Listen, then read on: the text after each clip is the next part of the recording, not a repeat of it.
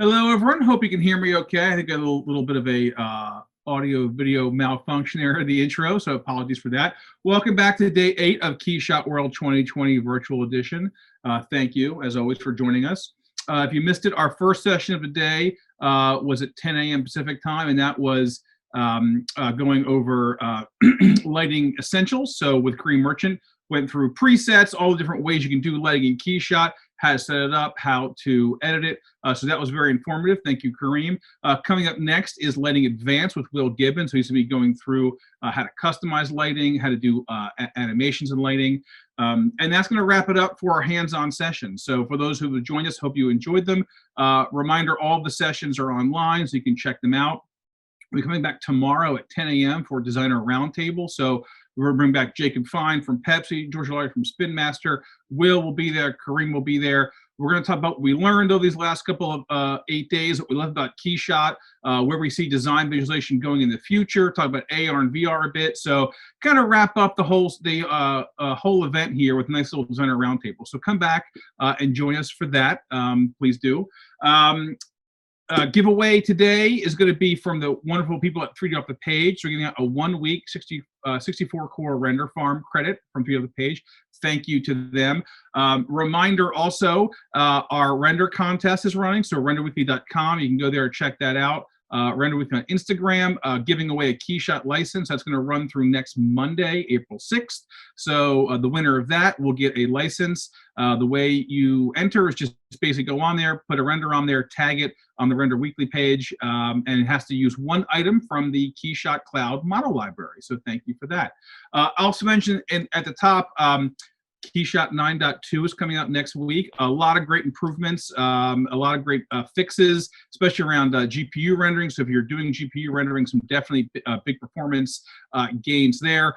Also a support for NVLink. So if you don't know what NVLink is, you can basically take 2 RTX 5000 cards, for example, and combine them to share the memory. So if you're using NVLink, that's on there. If you go to our forum and you see under the beta section, you actually can download and try it before it comes out. And so that was true for 9.1 and 9.2 as well. So with that, let's get started here. We have Will Gibbons with us today. I want to thank Will. If you don't know, Will used to work at Luxion, now has his own firm, Will Gibbons Design. Has great tutorials. If you go to YouTube and you type in Will Gibbons, you can see Will Gibbons' YouTube page. He just did a video a couple days ago where he answered questions. People asked him questions on Instagram.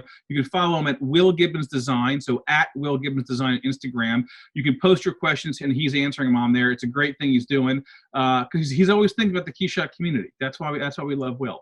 And so with no further ado, here he is himself, Will Gibbons. Will, please take it away with Lighting Advanced. Thanks, Derek. I really appreciate the introduction. And I want to check in and make sure that A, my audio is coming in, and B, you see a white slide with the word KeyShot Workshop on it. Is that true? You sound great, and I can see it right there. Fantastic. Okay, well, thanks again. Again, it's an honor to be presenting another workshop for the first online KeyShot Render World. So hoping to take you guys through a little bit more of the details and build upon the foundation that Kareem built on this morning with the earlier lighting workshop. So if we have not met before, Derek did a really good introduction for me. So I'm just going to mention that right now, what I do is I specialize in rendering products and animating them. A lot of companies right now are unable to go do their photo shoots in person for their for their products to get them out in their marketing campaigns and on their websites. So if you fall into that category, feel free to visit willgibbons.com and shoot me a message and see how I can help you guys out. And beyond that, my goal is always to create images that make people want the thing that is being rendered. And I also like to try to tell the story behind the product and explain how much care and energy and thought went into making this thing. So I really like working with design teams, as I do have a product design background myself. Now on to today's presentation.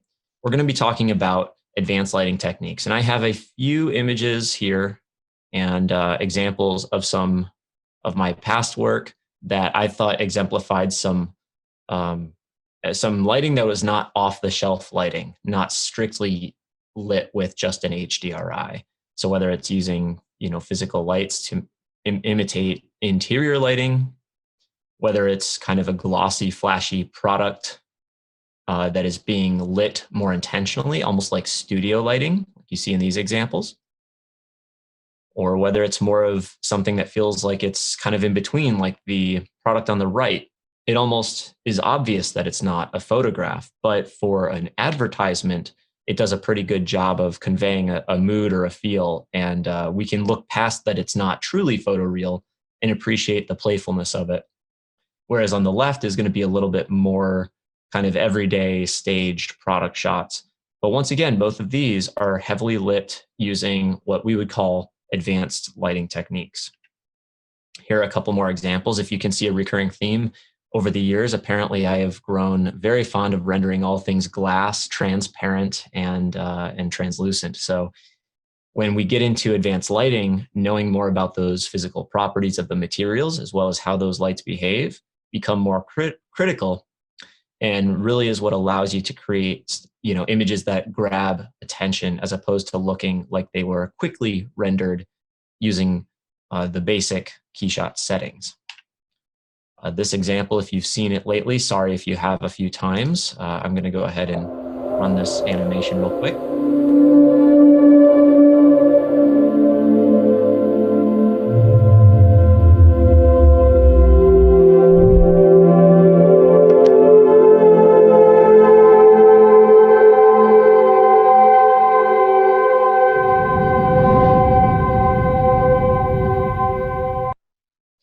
So that animation right there, again, is just another example of using what I would call advanced lighting techniques to really tell a story. And that's what we're here to do today.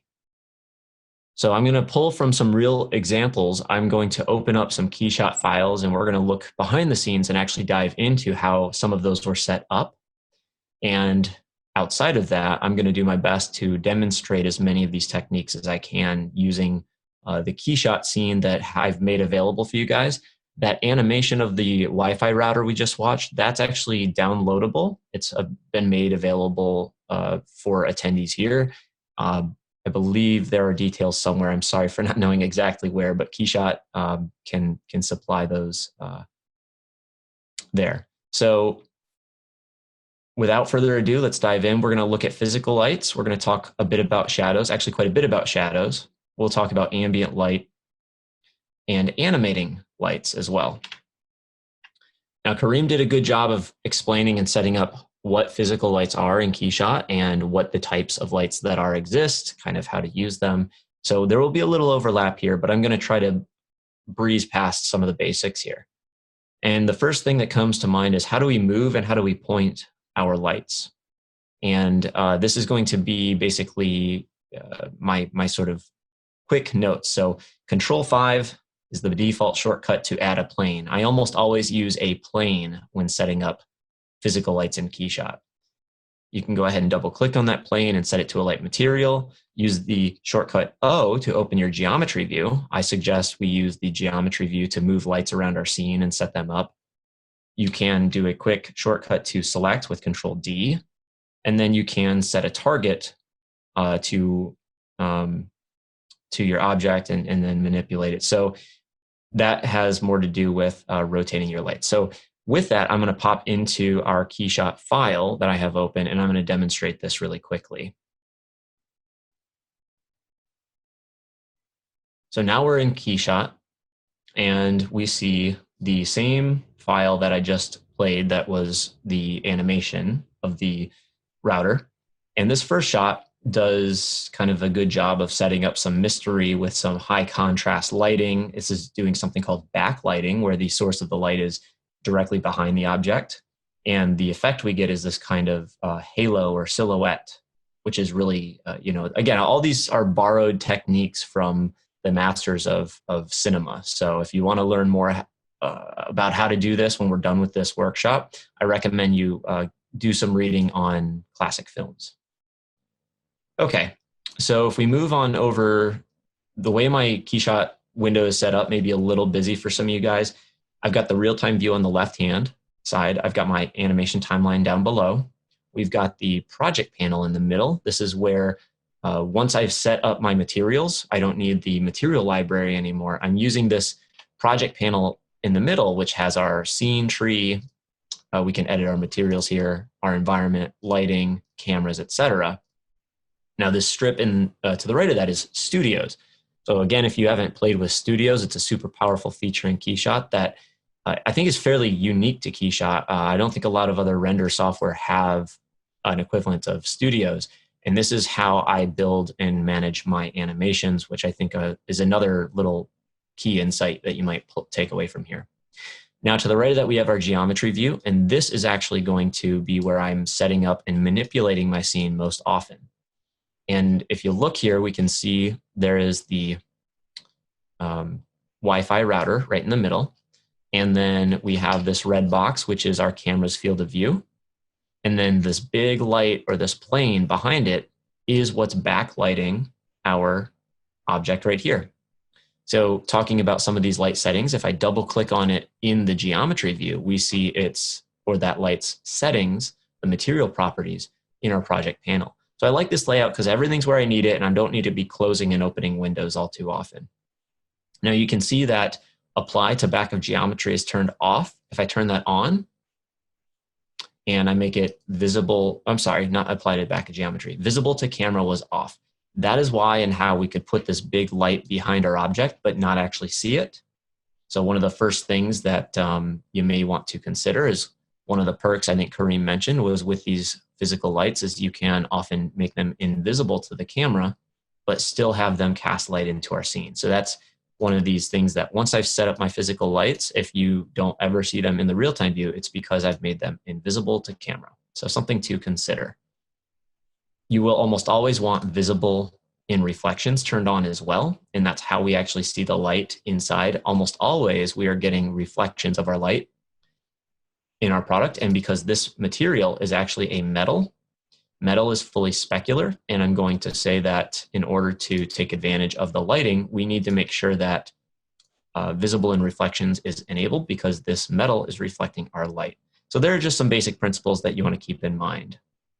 Now, as far as the workflow of adding and moving and pointing lights that I mentioned, we're going to go ahead and demo that. So what I want to do first is change to an environment that you can actually see what's going on.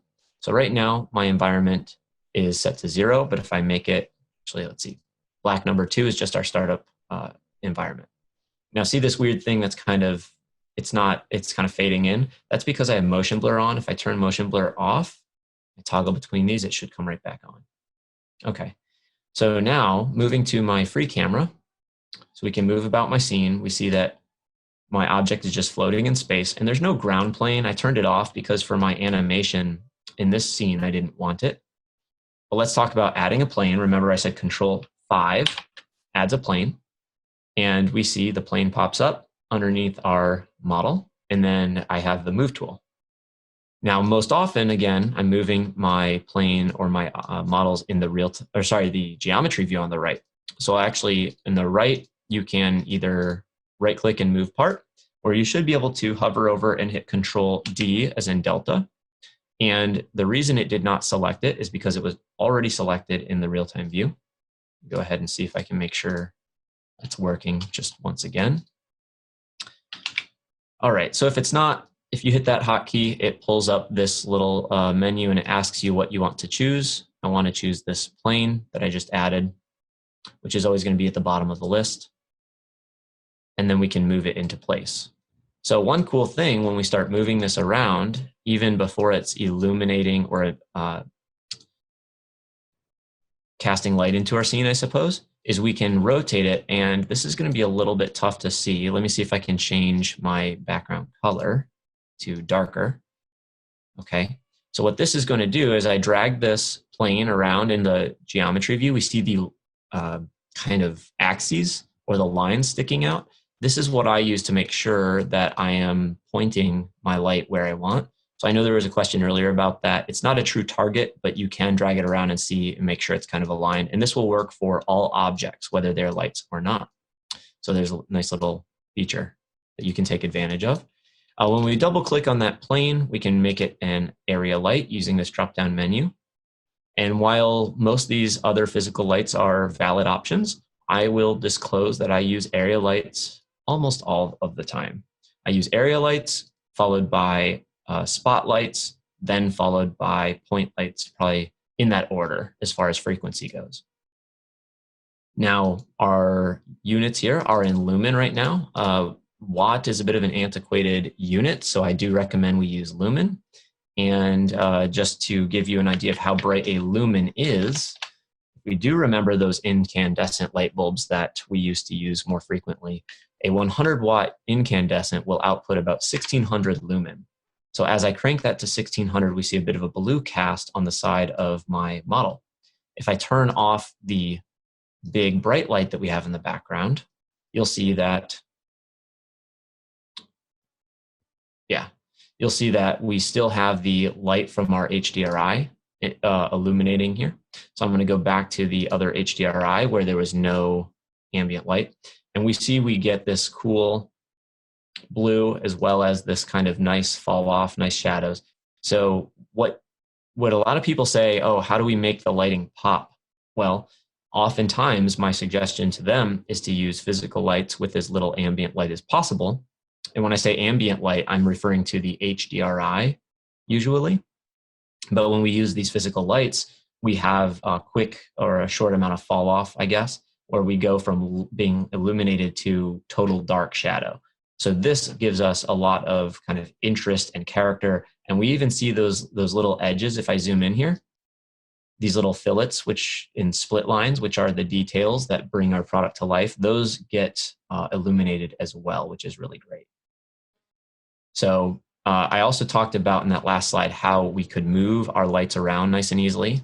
Here's one of my favorite tips that I don't remember where I saw it first, but it's been around for a while, but I always come back to it. So with my light selected, if I go to move this light in the geometry view, and I click pick and I choose my product, and I hit OK, the move tool goes right to that product.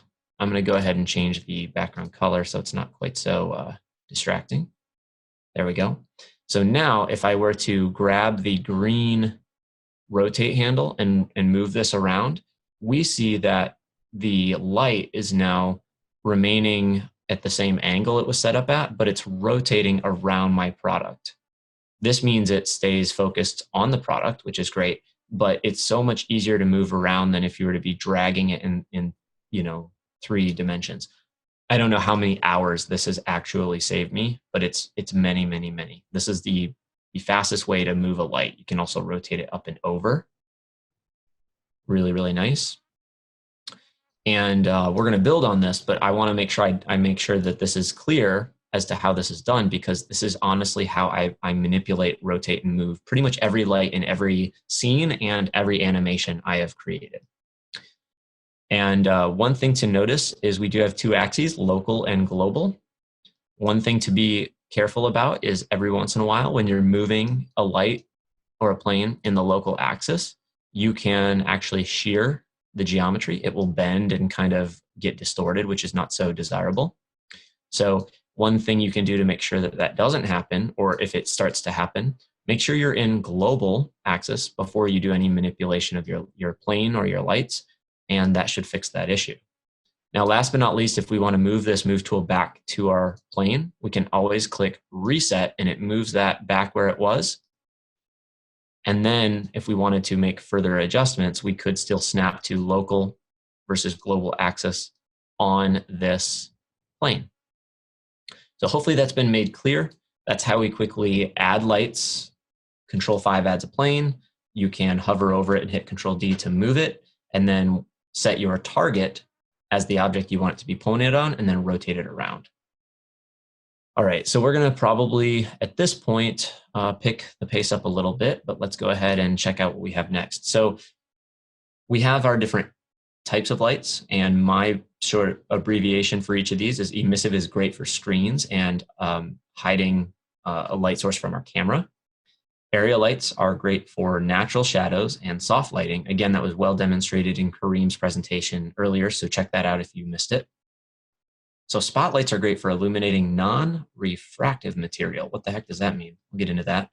Well, let me at least explain. If you have something that's, not like metal or not glass or something that's highly refractive, a spotlight can be a good way to illuminate some other more diffuse materials without blowing out or reflecting on some of those more refractive materials or highly specular materials, if I'm right.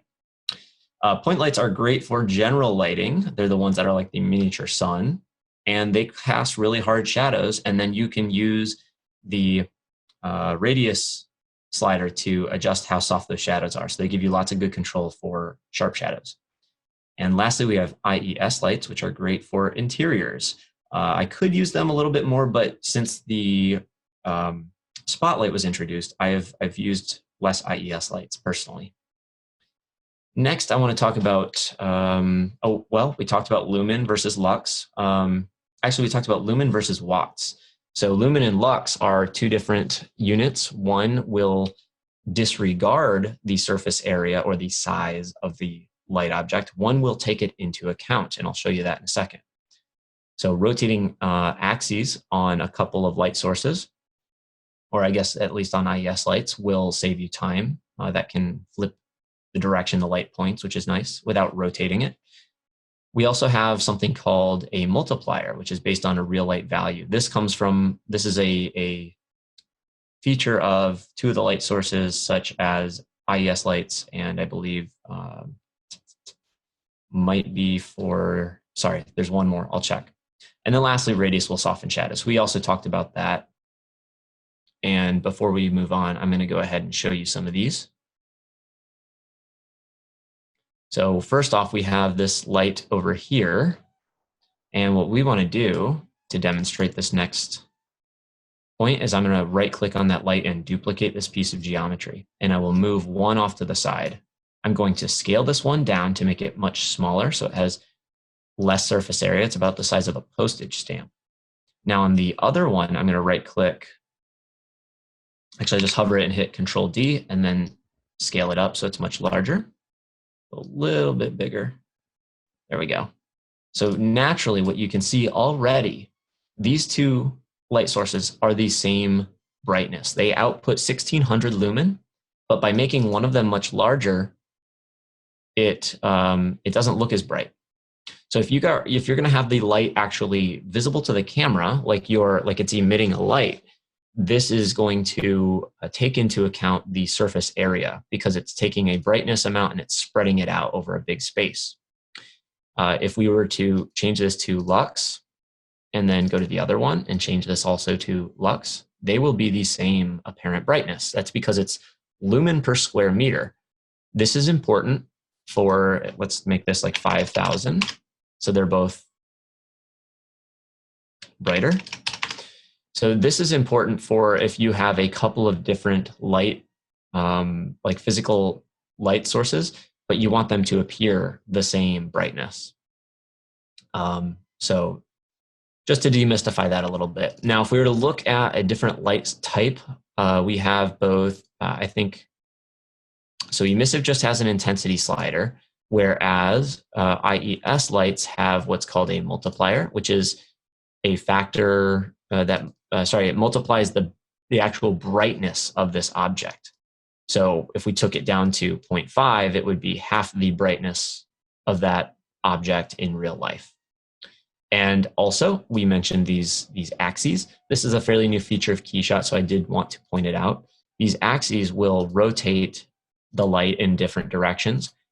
If you've ever set up an architectural rendering and found that all the lights in the ceiling were pointing upward or sideways instead of down, rather than rotating each one by hand, this can save you time because you could link all those light sources and then just choose the new axis and they'll all be pointing back down, which will save you a lot of time. And then last but not least, we have this radius slider, as I hinted at earlier. I'll show you some other examples of this later, but you see this sharp, crisp edge. If I take the radius and make it higher, like 5, we will soften that. If I make it 20, it will get much softer. So any light source that doesn't have physical area, surface area, like an IES light or a point light or a spotlight, these three are going to have this radius slider, and they give you very good control over the softness of the shadow. without having to scale the light. Very cool. So there are a few basics. Let's see what else we have here. So let's talk about shadows. Shadows are a huge part of any image. And I wanted to talk about art direction. So this is when you want to make changes to an image or have lots of control over how it looks because you want to improve the aesthetics. This is done a lot in advertising and marketing images. So even though something may be physically accurate and look correct in the real world, somebody somewhere along the way says, well, we'd actually like it to look more like this. Can you do this? And they're asking you to kind of break the rules or make some changes. This is where we can do this. So shaping position lights carefully. So the actual location of those lights have a big impact on our image. We also have the quantity. So every light is going to cast a shadow. So if you don't want to have two shadows, but you want to have one in your scene, one strong shadow, then you need to reduce your light sources. Color, of course, can be controlled by ambient light. So this is something not a lot of people are familiar with, and we're going to show this in a demo in a second. When we change the color of the ambient light, which is usually the less bright light in the scene, usually from like an HDRI, that can actually tint the shadow.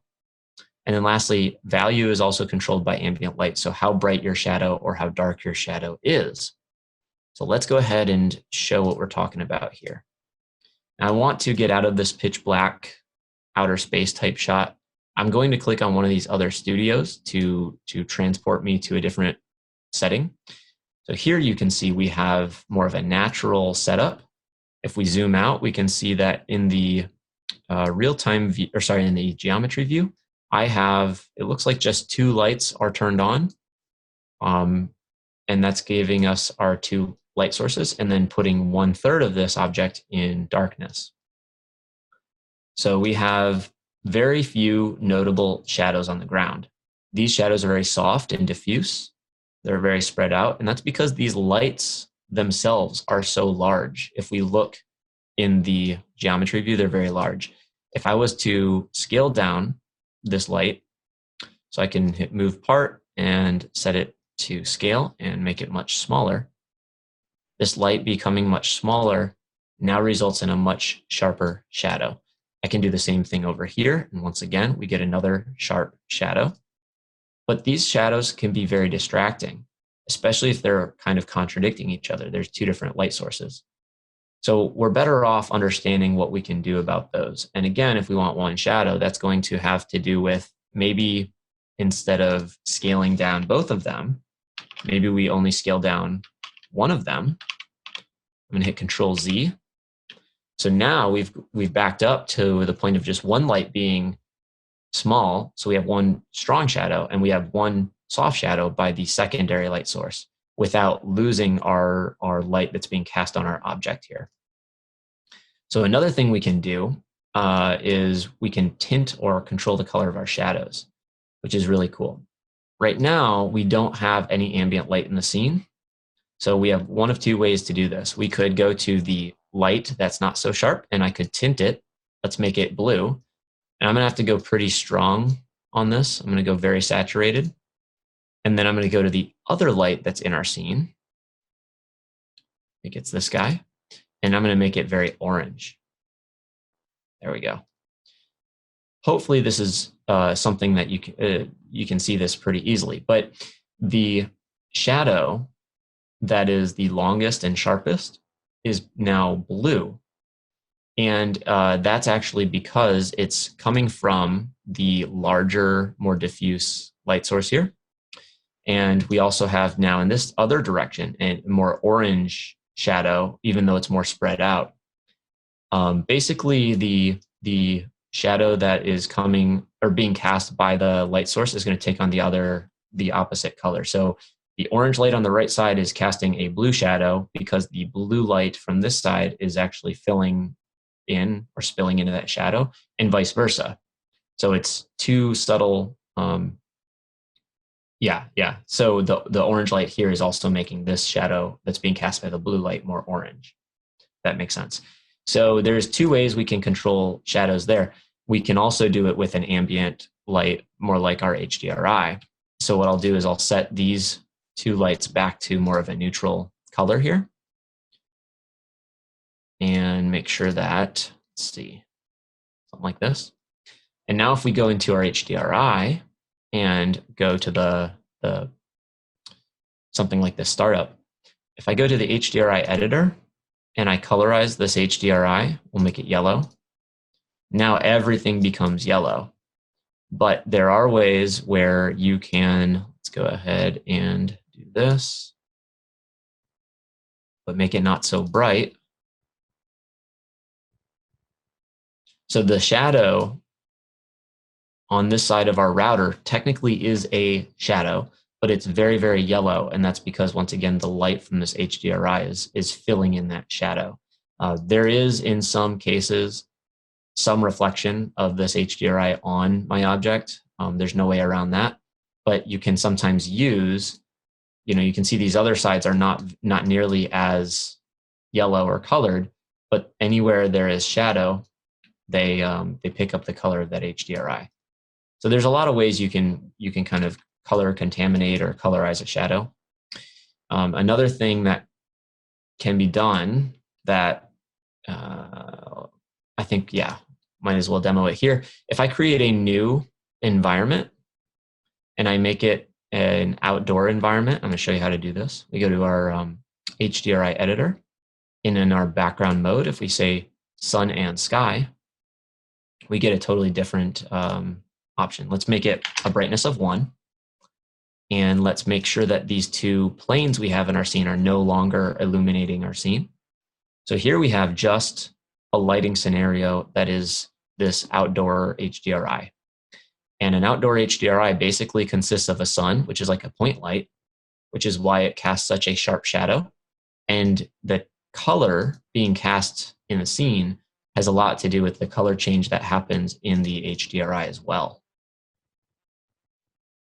So this is another cool way that you can quickly, without setting up physical lights, move around a light source that casts a sharp shadow to get this kind of very graphic, stylized sort of look or appearance.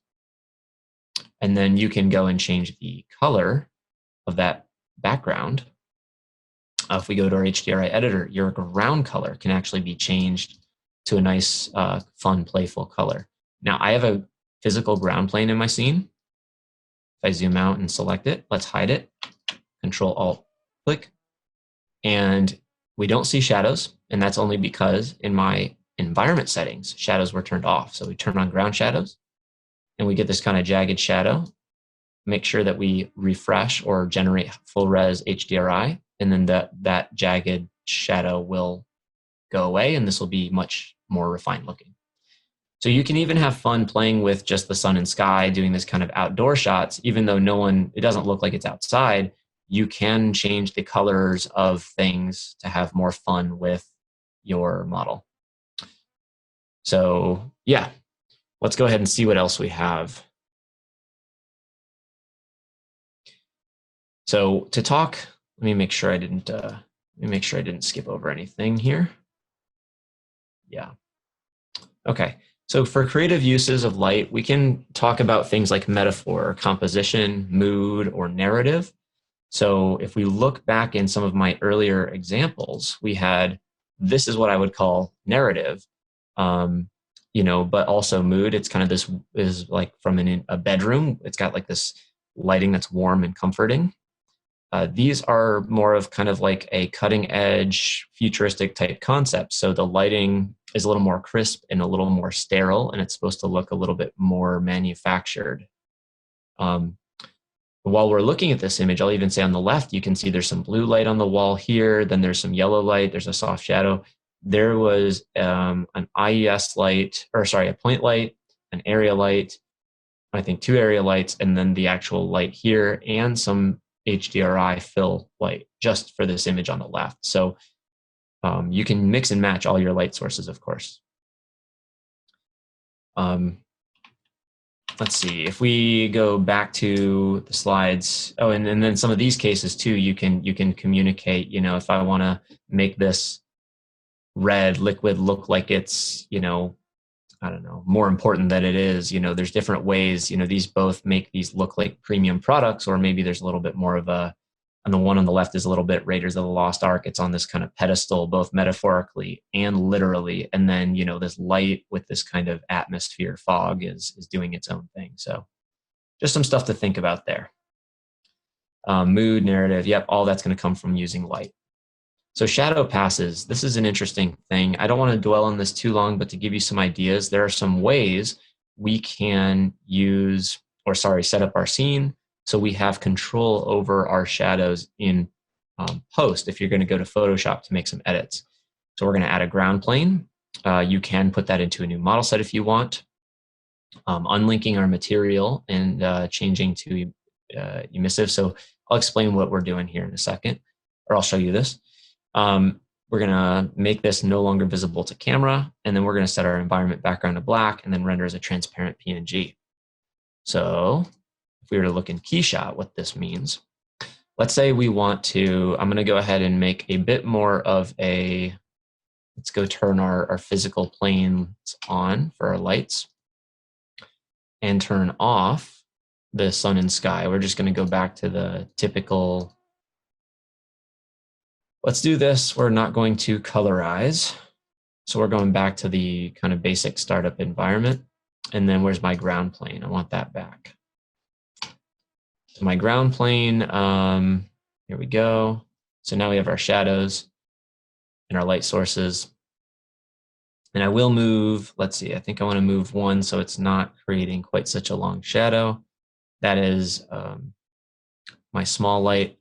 So if I go ahead and select this light, move, let's scale it up a little bit bigger, and then maybe we want to move it. So I'll click pick and I'll choose my object. And maybe I want to rotate it more overhead so that shadow is shorter. Okay, so let's say that I want to be able to modify or edit this photo in post-production, but I want this shadow to be something more easily manipulated. A lot of people say, well, let's render this on a transparent background, and then but the problem is then the shadow picks up the color of whatever our environment is and all that. It's like, okay, so if we want to go ahead and fix this, we could render out in our render settings a transparent PNG, which means we would choose PNG in our render settings, and this little include alpha transparency is going to basically render out just our object. But if we have our ground plane visible, then that causes an issue because this is physical geometry, and it will be included, and we won't get everything trimmed out. So what I like to do sometimes, if I have to, is I can take this model of the actual product, which is the wireless router. I'm actually going to create a new model set from this. So I'm going to go down to right-click and say, create model set from selection. And I'll go ahead and call this one shadow pass. And then I'm going to turn off link materials because I'm going to change them. And we'll just include hidden objects, make sure the whole router is in there, and we'll say OK. And now we're looking at just this new object. What I want to do is actually go ahead and take the wireless router, right-click, go to Material, change Material Type. So this entire router is going to be turned into a material called emissive.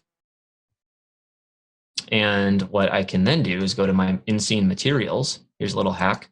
We're going to say show by visibility. And then we're going to grab the this one. Doesn't really matter which one, I guess. And then we're going to hold shift, select all of them, right-click, and link materials. And now they've been made into the one emissive material. And we can say, do not make them visible to camera. And then we can also take them and turn them black. Don't make them visible to reflections, all that stuff. It's like we're still seeing something there that might be a little bit of an odd thing going on there.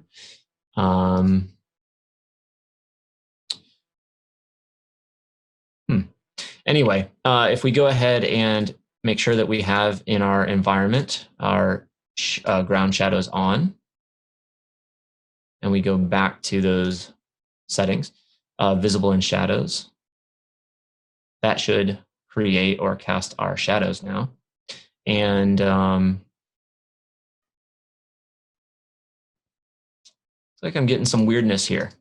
I may have to I may have to abort this example.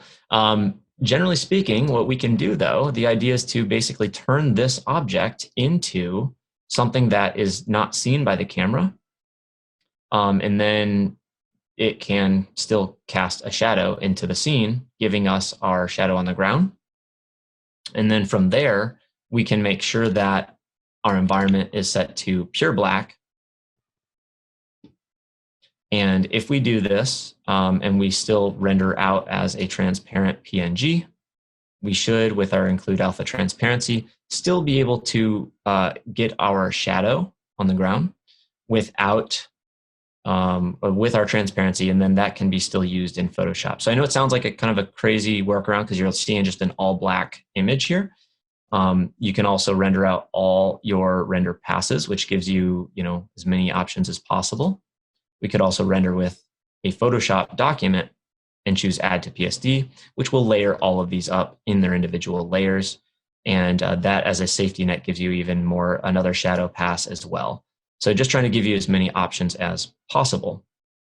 And again, the reason this would be rendered on all black is because the shadow itself will blend with the color of the background. So if the black shadow is blending with black pixels, then we're not going to pick up any sort of light or mid grays inside those shadows. Okay, so I'm going to jump to a different studio just because I've kind of made that other one look all crazy. And the other thing I did, I want to make sure that was clear. The reason I made a new model set with that router in it before changing its material type was because it's kind of a destructive workflow. I didn't want to change the whole thing and then have to backtrack. So having that in its own model set with unlinked materials means it didn't affect any of my other model sets or studios that were already set up. Okay, so let's get back into our presentation and talk about ambient light here. So solid white HDRIs are good for adding just a little bit of brightness to a scene. And I'll show that. It's a quick, using HDRIs are a quick way to add busier reflections. So in a lot of my earlier examples, there were examples on reflections on the product. So like little squares and little highlights and glints of other light sources. You can see the bottles here especially benefit from that because without it, they look very boring and transparent. Same with these guys here. All these little highlights are coming from light sources. And whether these are highlights created in the HDRI or whether they're highlights created from physical lights, totally doesn't matter. You can use any approach. So let's go ahead and take a look at that in a second. Also, color from HDRIs can make the scene look a little bit more realistic and less fake. And colorize to tint the shadow color. We already talked about that. Let's go. So now that we're talking about HDRIs, we're going to talk about pins too. I'm going to show some ways we can create some interesting lighting with some HDRIs only. So in this example, we have our physical lights, but we're going to turn those off. And we're going to create a new HDRI from scratch. So you can click the create new or blank environment map, which just goes to mid-gray. And we want to make sure that our brightness is set to 1. So when we made our new environment, it inherited the settings from the previously selected one, which is why it came in at a brightness of 0. So now everything is a dull gray with no contrast because, again, our HDRI is all gray.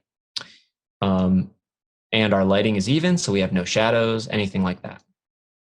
What we can do to make our environment or HDRI more busy, as was mentioned, we can use all of these pins that exist in KeyShot. So if I click to add a pin, we have a light source. And if we follow our instructions on screen, we can either add more highlights or we can position this one. So just by clicking on different surfaces, I'm moving this pin before I accept its location. Now, if I want to add a secondary pin or a highlight, let's say on the edge of the router over here, I control and then left click adds another pin. And I can continue painting light into my scene this way. So I'll hit done. And then from here, we can go ahead and customize these. Because this model has a very rough matte finish, it's not going to show every individual light source as much as if it was glossy or like a kind of more plastic finish. But we can go and change the shapes of our lights as well, or our pins, to give us different effects. We have, let me go ahead and change this material to something that's a lot less rough. So I'll go ahead in our material graph and go ahead and do, here's my roughness. I'll go ahead and just pull that off there and make my roughness. This is for the bump, and this one, make sure we're seeing this right. Okay. Cool. So in this material, we also have our bump. I'll go ahead and turn that off for now so it's just super shiny. We'll add just a teeny bit of roughness, like 0.05, 0.02 maybe. And right now we can see our lights being reflected, our ground plane being reflected, all that stuff. And again, we can use just this HDRI to come up with some more interesting shaped reflections. We can also make them tall and skinny, just get like the skinny, tall reflection here. We can rotate that thing around. So really knowing how to customize your HDRIs to make them exactly the way you want them to is a great way to understand how the lighting fundamentals work. So I can always go and reset this highlight and put it back where I want it. So don't be afraid to dig into this custom HDRIs. Now, the other thing that was mentioned was the different types of pins. We can do image pins, half pins, and gradient pins. And this is going to be a little bit more appropriate for a product with some more reflective surfaces. But just to make sure you're clear on what I mean by all this is when we go to do, like, let's say we don't have an HDRI of something that we want, but we do have like a high-res photo of a room or environment that we took with our phone or something, we could always go and use what's called an image pin. And then this would load an image. And, let's see, if we go, you can browse for any sort of image that we have. Let me just go into what's in the desktop. We've got a couple of images in here. That's actually an HDRI. Let's see if we have a still image in one of these guys here. Maybe not. But in this case, you can basically still just pull in any sort of image and then drop it right on top of your HDRI and manipulate it. And it too will be reflected in the surface of your product. We also have things like gradient pins. So if we want to go ahead and do this, this gives us the ability to not only fade between colors, but we can change it into, where's our angle? We can do some pretty crazy stuff with this angle. It makes it look almost like kind of like a spiral. You can change it to rectangular. You can even cut a pin in half, which gives us those sharp marketing-like reflections where you can have a sharp edge to it, but then the rest of it fades out. So lots of stuff you can do there as well. I want to make sure that I do get into some of these lighting scene setups as well as animating lights, because that's another thing that has been asked quite a bit. So what do we do when we want to animate our lights? So the animation I showed us in the beginning with this product had lots of light moving around. In fact, that's most of where the animation came from. So a lot of this is going to happen in the material graph. And I'm going to start off by talking about curves. And it replaced the number fade node, if I'm right, from KeyShot 8 and prior. And it offers control over the speeds. We can do some more advanced things with how much our light changes. So to demonstrate this, we're going to pop back into KeyShot. And in the example, like, let's see, this last scene, if I go to this last studio, let's see where we're at. So I need to make sure that my environment, so I turned off those two lights. Let's turn those two lights back on. And we've kind of gone a little bit crazy with our materials. That's okay, we'll fix that.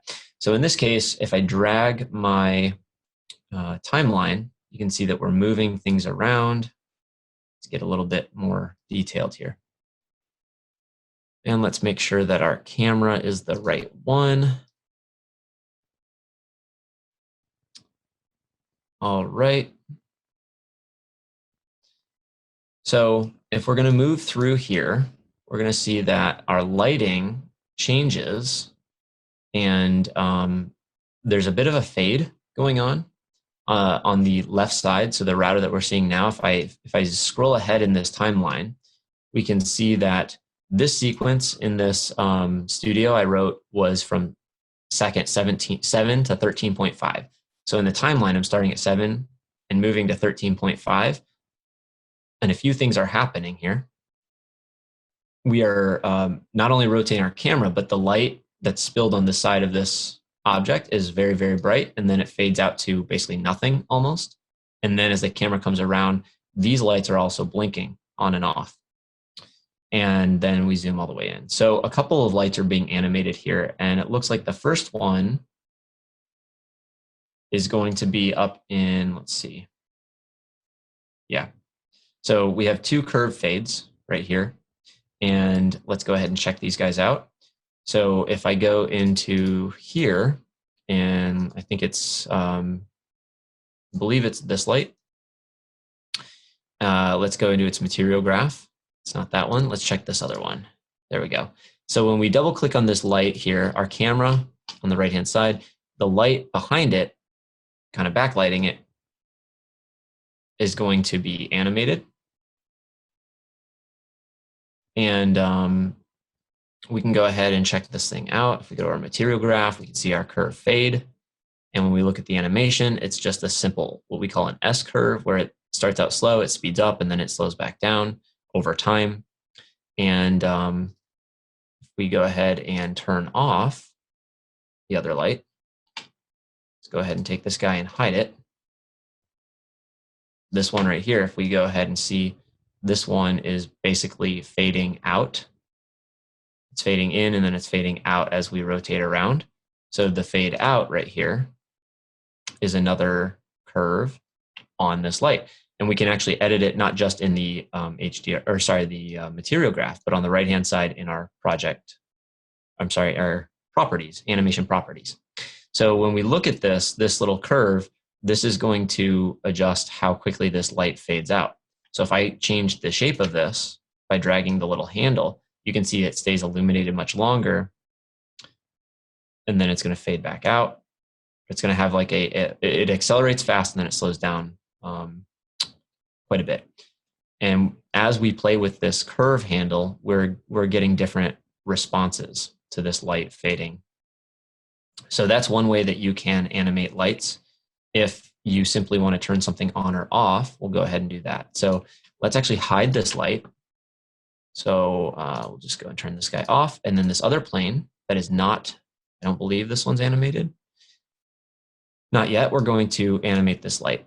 So I can right click and go down to our animation and then our curve. We can plug this into the power. So even though it says color only, just plug it into, like, hover over the middle of the node and then choose power. And it goes to all black. So let's double click on this curve and see what's going on. So right now, if we click on this zoom to fit, it's going to show this green line, and it shows that we are at 0. And over time, it's going to fade to 1. Well, 1's not quite bright enough for our light. Remember, I think this area light was set to 8,000 before, which is quite a lot. So for my curve, what I want to do, if 8,000 is my target brightness, I want to basically click on this dot and set the value of 8,000. Now we cannot see that green curve, but we can say fit to view or zoom to fit. Now we see it up at 8,000. And if we drag this little playhead back, we see that our light is now back on at the desired brightness. And then it just fades out as we move. Now we can change again how fast or in what fashion that fades, pretty simply, just by moving these curves handles. And you can also edit the duration. So across the bottom of the timeline, it says it's going to take 1 second to fade from its brightest point to its darkest point. And it's also showing 9 seconds and 10 seconds. So in our timeline, that's going to correspond to the time in the animation. So pretty simple, really, to animate a light turning, on or off. And what we can do is we can actually go even further and turn them on and off repeatedly, which is something we used to have to use the color fade for. And I want to actually show where I already set this up, because these little blinking lights flash or turn on and off. And that actually took quite a little time to set up. But once I figured out how to do it, then I could apply it to all of them. So let's actually take a look at them. This folder contains all the lights blinking, and it's going to look more intimidating than it is. But basically what I did was I started with just setting up one blinking light. And if we go ahead and turn off our camera so it's not rotating. So we have all of our animations here on the side. Looks like it's going to be this one. We're going to turn that off. And now I'm going to just move my camera. Okay. So if we zoom in here, we should be able to see those lights. Save our camera, or just go to our free camera. That's not what I wanted to do. Let's back up here. There we go. Okay. So as I move, you can see these lights are blinking. They're inside this folder of blinking lights. And what they're basically doing is if we click on one of these curve fade animations, it's going to look a little crazy. You can see it here. And if this little view on the bottom right is confusing, you can see, you can do the same thing in the geometry view. But basically all I did was click a whole bunch of times and change the brightness of those lights. So what we're doing, I'll turn the other ones off, is basically fluctuating the brightness just by moving the height, or which is the value of each light, up and down. And then I took that. So if we were to delete the animation on all the other lights, so it's just this first one blinking, all I did was set up one blinking light. Then we're going to go and get into the scene tree where the LEDs are. And let's go ahead and take this blinking light. Which one is it? It's this one, the top one. So if we have this animation, what we can do is copy this material. So material, copy material, select all the other lights, right click, material, paste linked. Paste material. Yeah, linked material, there we go. So now they should all be blinking together, but then to offset them, I just unlinked them, material, unlink material, and now we have every one of those, and I just offset them by dragging them to start at different times. And now they look like they're blinking randomly if we scrub along the timeline, making a lot more chaos and work out of something that wasn't that hard to set up. It's kind of like my approach on creating waterfalls. If you saw the other animation I did where you start by moving everything together, then unlinking them, and then changing where they occur in the timeline. So kind of quick and dirty way to do that. So we've talked about animating lights, turning them on and off. We've also talked about moving lights physically in our scene by using the move tool. We basically animate the position of a light the same way we move it. And what I mean by that is just to take this light that's on right here. I'm going to go ahead and create an animation of it. So it's selected in the scene tree. So I can right click and say animation and just do a rotation. And now we have this green bar. And if I start to drag it, the light will move around its midpoint. That's not very helpful. But what we can do is set a pivot. So we'll pick our object. So click pick and then click in the real-time view or in your geometry view or inside this little box. We get options. Now if I click and drag, it will rotate around that piece. Now we're left to just choose an axis. So if we want to rotate around the y-axis, X or Z, we can choose those. And last but not least, change our direction. So I'm going to say negative, and we'll say 180 degrees. And now this thing's going to move around our object, giving us that nice little light reveal So for our dramatic product animation, you can imagine if we're starting, over here, maybe we like these little blinking LEDs that we see here just on their own. We could start with this plane having a brightness of 0, and then we could fade in its brightness, and then we could have it roll around the object. So we know how to do that. That's super easy. Just double click on our plane, go to the material graph, and it looks like we already have a curve fade on it. It's fading from being 8,000 down to 0. But what we can do is we can add another second to it, and we can fade it from 0 to 8,000 to 0. So we can add a key, type this key's value to be 8,000. So this will be the midpoint, and then take the new one and set this to 0. So now we have this little roller coaster curve, like a hill. And now we just have to place its, make sure it happens at the right time. So where is this? This is happening at 9 seconds. So let's make sure that we see where this is happening.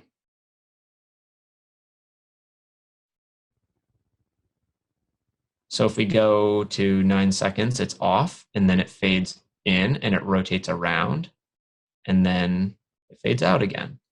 So we have both of those happening at the same time.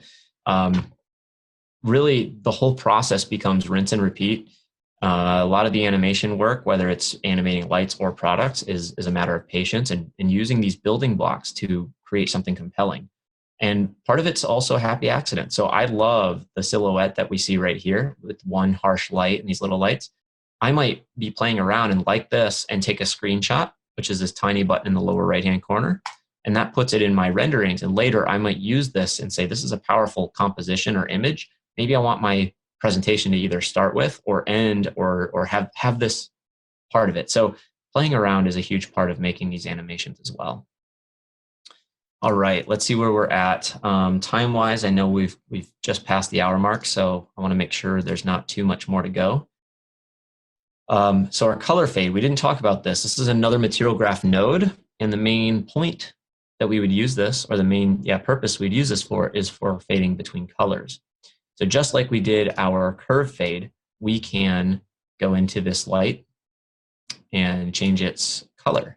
So we have the animation called color fade, and we can drop this right into our color, and this will just fade from white to black. Now, of course, this, if a black light's not going to be visible or bright. So in this case, we may want to fade from white to blue to white again. So I'll set those to white, and then maybe set this middle one to actually let's go like a yellowish color, something really easy to see. And then this is happening starting at 10 seconds. Let's actually make it happen at 9-second mark. Oh, that's for that individual duration. There we go. Looks like I'm moving this little guy around. Okay, so basically as we move through this animation, we should fade to yellow and then fade back out. And you can mix and match those as well. So that's quite easy. Really, again, if all you have to do is change from like red to green or a couple colors, that is a good way to do it. I will say you can do as many of these stops as you need to add as much color as you want. There's kind of no real limit there. So if you want some more interesting sort of effects, that's a cool way to do it. Alrighty. We also have our color to number. Now, this is not 100% a light-specific node, but this is a node useful in the material graph that allows us to ingest grayscale values and then convert them to brightness values. So if you need to this might be a little bit for a bit of an antiquated workflow, but if you are not on KeyShot 9, I suppose, and you wanted to do an animation where you're using a color fade to basically turn the light on and off, you could make this white, you can make this guy black, and then make this one white and black, and so on. This is how we used to have to kind of make lights blink in KeyShot. But then you could use this into the power and then use I guess with the color fade, you were able to add a color to number, which would allow you to convert those white and black values to brightness values. So if your light had to become 500 or 5,000 lumen, you could do that. And this would convert those grayscales into brightness values. But thankfully, we have our curve node, so that's not quite a workaround we have to use anymore. Let's see what else we have here. We also have, oh yeah, we have a free tutorial. I do have a thing on Gumroad. This is this blinking LED animation tutorial as well. Normally would be $5, but for you fine folks who are tuning in, input the code RW2020 at checkout, and it should work. If there's an issue, let me know and I'll fix it. But I'm going to make that available till Monday. You guys can get that, and that'll walk you through, give you a scene you can follow along to get lights to animate and blink and do various shapes and stuff, all in KeyShot, no other software required. All right, so one thing before we go to a Q&A, I will bring up a couple of brief examples of some other KeyShot files so you can see how they were set up. I think that'd be really helpful. So I'm gonna go ahead and open those up real quick. And just a heads up for Derek or anyone else, you can get those questions ready and I'll be able to answer those in a few minutes. In the meantime, I wanna open up this scene. And this is going to show one of the many ways I light. When I was saying I like to mix and match HDRIs as well as area lights or physical lights. This is a pretty simple scene, but it's kind of more dramatic and it's got a nice gradient in the background. It's got some good reflections. And the setup is really simple. It's almost like if we move our camera back, it's like we're in one of those kind of TV production studios where you're like, oh, wow, that's super fake and staged. Yep, it is. I wanted this to look like light coming from a window. So I have this cool blue area light, and it also provides these nice reflections that kind of give my glass a nice silhouette. And then if we were to turn that off, we also have in the background some ambient light. So we have our HDRI right here, which is I guess like an office space.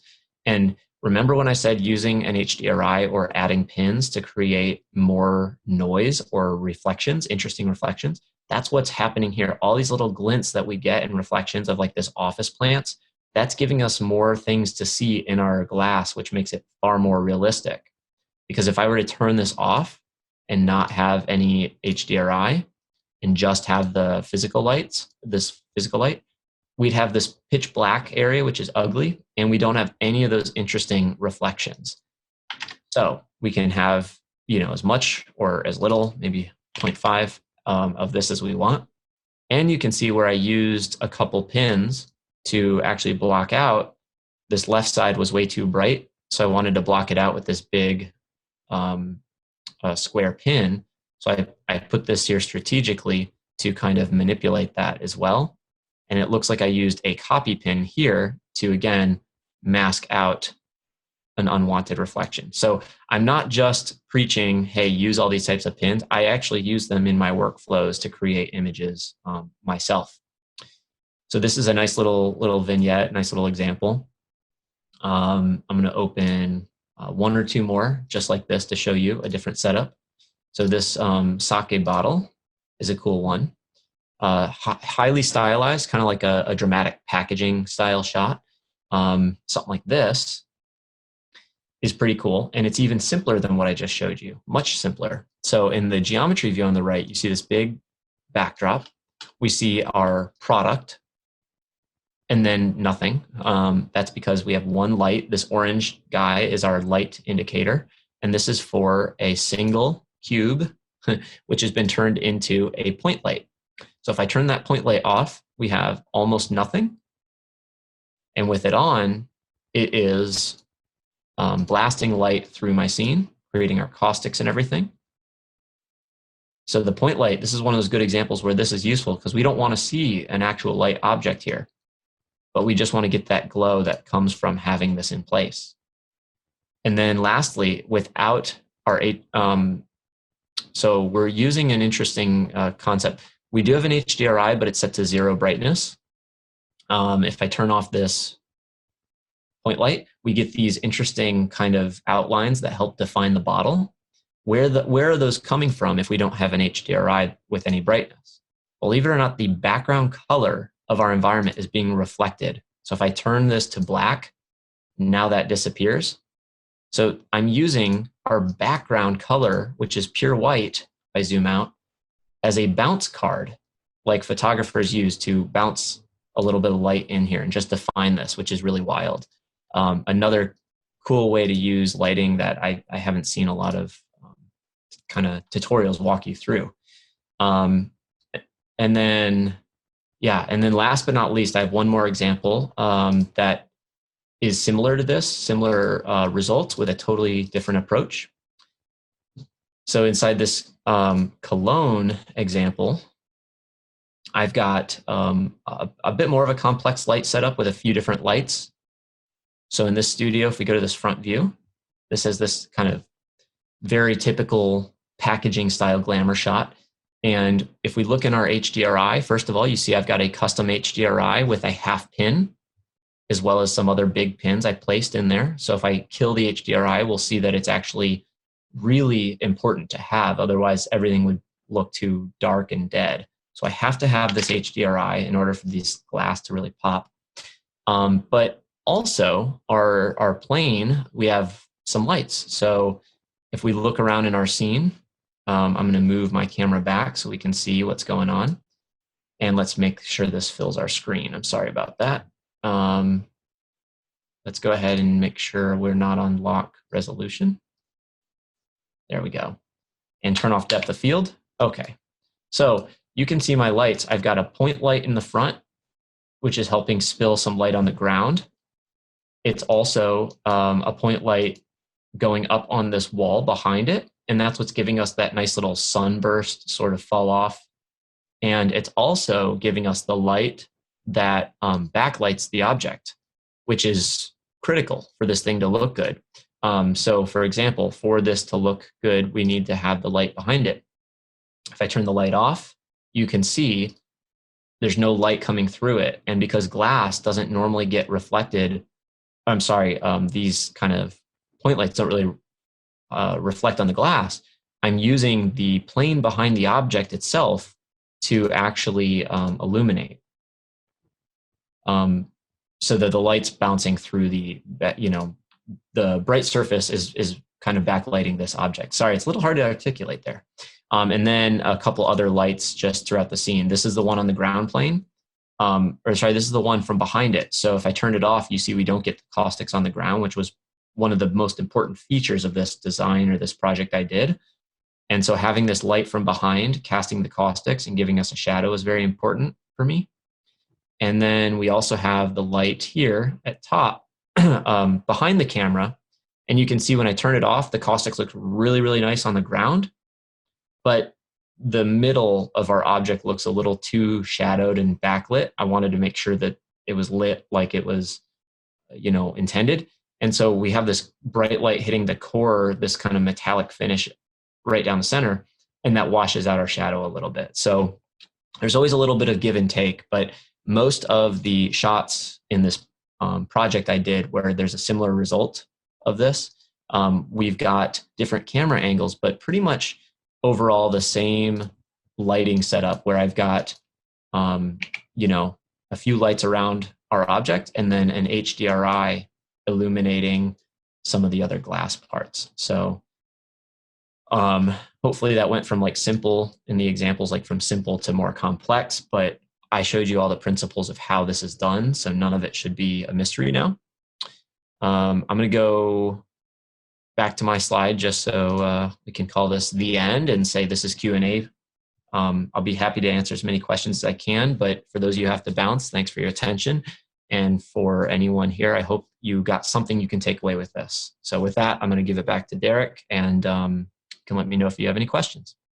Great. Thank you so much, Will. That was very, very informative. And thanks for those examples at the end. Some folks were asking, is any chance that those examples are downloadable from somewhere on one of your websites potentially? Good question. So I do make tons of scenes and projects available and models. A lot of these that make them into my personal portfolio, I have held on to because I don't care to see derivatives of those. I don't think these are any examples, but if anything, if there is anything, you can always head on over to willgibbons.com/downloads, pop your email in, and there are tons of other scenes and stuff you can grab for free to follow along with tutorials on. So yeah, sorry. Yeah, to understand, one person's asking, approximately how long in the example of the perfume bottle would it take you to kind of dial in all those different light settings? What's sort of your average time to get to kind of get to where you're happy with it? Yeah, that's a good question. These days it's tough because a lot of these kind of passion projects, personal projects, this is not a client project here. I just would mess around with a little bit each evening or on and off for like weeks. That said, to dial in maybe one view like this, say this front view, something like this. If you're talking about, say, the materials were already created and it's just a matter of getting the lighting and the camera set up, probably about an hour, maybe a little less.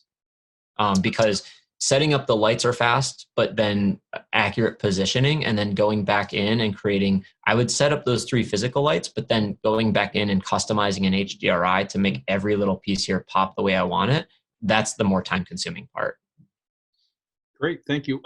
And Dries did a great job of answering a lot of the questions for folks as you're going along. But there's a couple of things I would ask you to kind of show folks. If you can go into the HDRI editor tab for me briefly. One person's asking how they can flip or tilt the background in the HDRI editor. So if you can kind of go down to the transform tool and show, where am I? It's all right. I know what you're asking. It's not going to be visible in this because this is a procedural HDRI, one of which no images are being used. Now, if I were to go into, let me grab one. Sorry, let me grab one from the environment or library. Let's grab an image-based one like the kitchen or bathroom. I'm sorry. So we have this bathroom HDRI. Notice that the background is selected. As long as there's an image there, then we can do a tilt, which rotates around one axis. And then, of course, the rotation is the same as the rotate in here, which is just rotating it around. Great, thank you for showing that. And also, people were asking in the HDRI editor how to export out. So where the folder next to the save option, the ability to export out is right there. Absolutely. Yep. And then this will give you options to do as an HDR, an EXR, or an HDZ, all of which work well with KeyShot. So other questions we have here. Someone asking, what size screen were you using today? They were curious about kind of how you had set it up with the amount of real estate you have on there. Yeah, so sorry about that. You guys are only seeing a portion of my screen. I have an ultra-wide 34-inch by Dell, I think. It's about 4 or 5 years old. I love it for productivity, especially in KeyShot. It's fantastic, especially when you get into editing video. So I have a whole panel. I still have probably 6 inches to the right of my screen of stuff that you can't see that keeps me on track here. And yeah, setting up your KeyShot workspace. This is my default workspace. I highly recommend. Great. One person's asking, any advice you have on doing lighting for when you're trying to basically show the inside of something you're doing a cutaway on? So I think they're trying to sort of illuminate the inside of parts on a cutaway.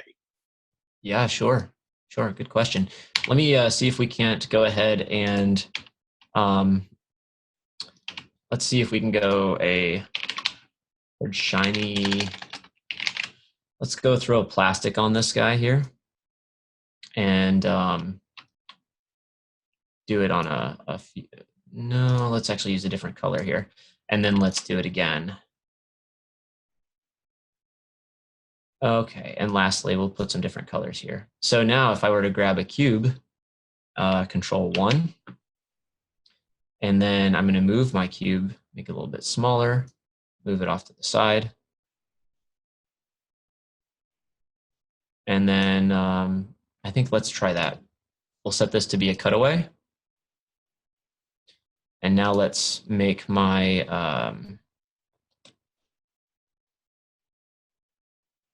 where'd that go? My bottle. All right. Why is it black? Dries might know. My cutaway's black. I'm not sure if that's a render setting of mine or not. Quite interesting. But what I was going to say is, okay, let's ignore the fact that the cube is black for now. I may have some sort of something set up that doesn't like it. But anyway, what I would do to show the inside of something is probably, again, I was going to say is use one of these spotlights. But at this point, it's looking pretty odd without... It may not be something I can demonstrate here today. I'm sorry about that. I don't know if Dries has another suggestion. He may not.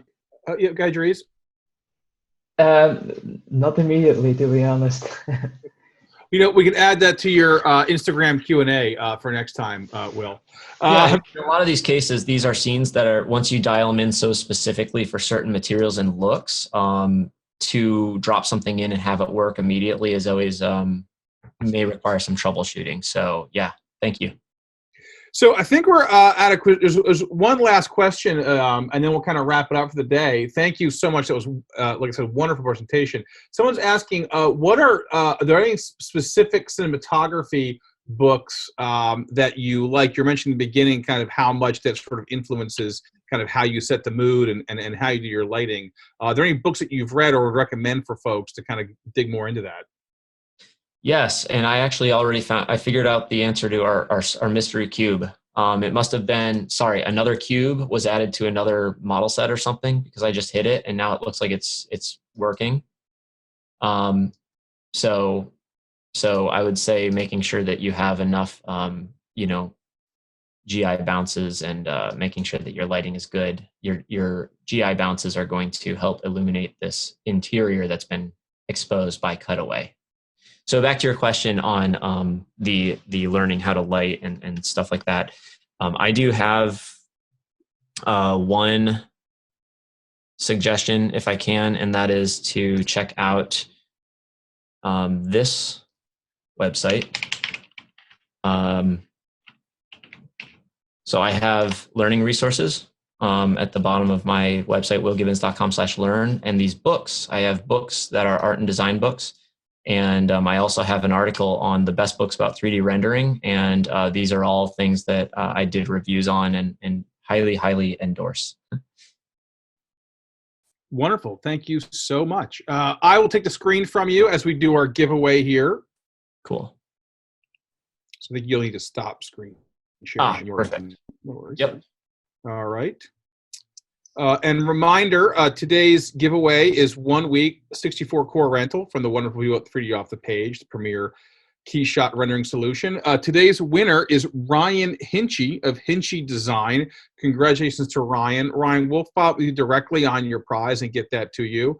So thank you, everyone, for joining us today. Thank you, as always, to Will and all of our presenters who have made these last couple days so informative and wonderful. Reminder, we have one more session tomorrow at 10 a.m. It's going to be our designer roundtable. Will be there. Jacob Fine from Pepsi will be there. Georgia Larte, Ryan, and Kareem. I'm going to moderate it. We're going to basically walk through a bunch of questions. We'll take questions from the audience as well. Excuse me. So thank you, everyone, for attending today. Thank you, everyone, for attending KeyShot World these last 8 days. And hopefully we'll see you all tomorrow as we wrap this up.